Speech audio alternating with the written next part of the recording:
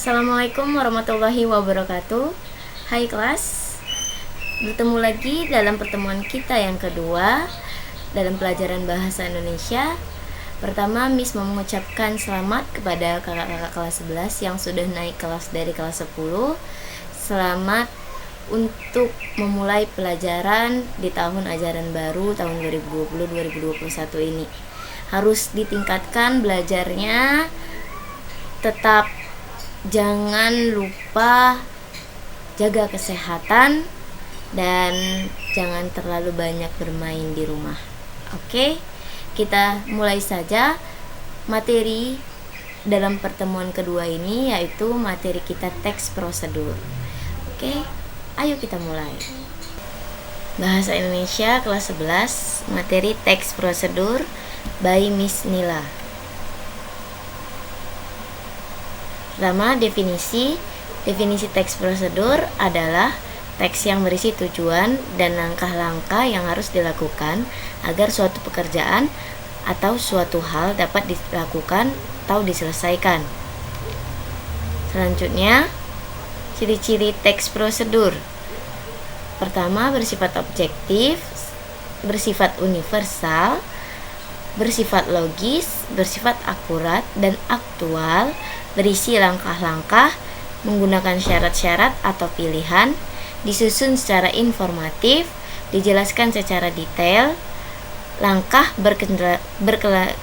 berkelanjutan dengan penjelasan. Adapun langkah-langkah menyusun teks prosedur, pertama, menentukan prosedur yang akan disusun. Misalnya, prosedur membuat nasi uduk. Kedua, mengumpulkan informasi mengenai cara yang diperlukan berdasarkan prosedur yang akan disusun. 3. Mengembangkan informasi menjadi langkah-langkah yang harus dilakukan berkaitan dengan prosedur yang akan disusun. 4. Menyusun teks prosedur secara utuh.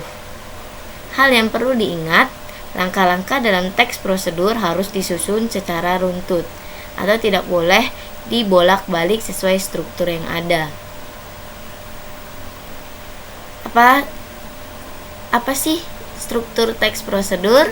Pertama, tujuan, yaitu pengantar tentang topik yang akan dijelaskan dalam teks. 2. Langkah-langkah, yaitu perincian petunjuk yang disarankan kepada pembaca terkait dengan topik yang ditentukan. 3. Penegasan ulang, yaitu harapan atau manfaat apabila petunjuk-petunjuk tersebut dijalankan dengan baik. Aspek kebahasaan teks prosedur. Pertama, menggunakan kata kerja atau verba. Verba di sini dibentuk oleh imbuhan me, mekan, mei, ber, di, dikan, dan dii. A. Verba material, yaitu jenis verba yang mengacu pada tindakan fisik. Misalnya, kata menggoreng, mengiris, mengaduk, mengangkat, menulis, menyetrika. Contoh kalimatnya, kita perlu mengaduk bahan-bahan sampai rata. B. Verba tingkah laku, yaitu verba yang mengacu pada sikap yang dinyatakan dengan ungkapan verbal, bukan tindakan fisik. Contoh katanya, menyetujui, menolak, memahami. Contoh kalimat, kita akan merasakan kelezatan bumbu-bumbu tersebut. 2. Menggunakan kata-kata teknis yang berkaitan dengan topik yang dibahas. Contohnya, prosedur membuat nasi goreng. Kata teknisnya apa? Ada nasi, ada bumbu, ada kompor, ada potong, ada goreng, dan lain-lain. 3. Menggunakan kalimat interrogatif atau tanya. Kalimat tanya. Contohnya, tahukah kalian makanan khas Magelang? 4. Menggunakan kalimat deklaratif, yaitu kalimat yang berisi pernyataan atau berita atau informasi.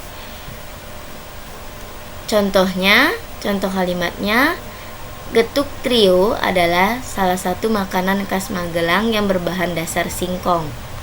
5. Menggunakan kalimat imperatif, yaitu kalimat perintah.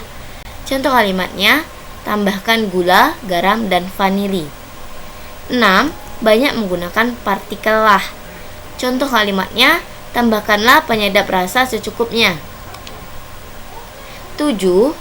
Aspek kebahasaannya banyak menggunakan konjungsi temporal yang menyatakan urutan waktu. Misalnya, setelah itu, lalu, kemudian, sebelum, sesudah itu, selanjutnya.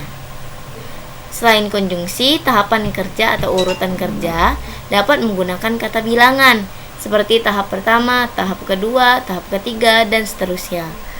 8. Menggunakan pernyataan persuasif ditandai dengan kata-kata hendaklah, sebaiknya, diharapkan, harus, perlu, dan sebagainya. Contoh kalimatnya, sebaiknya gunakanlah tepung berprotein sedang. 9.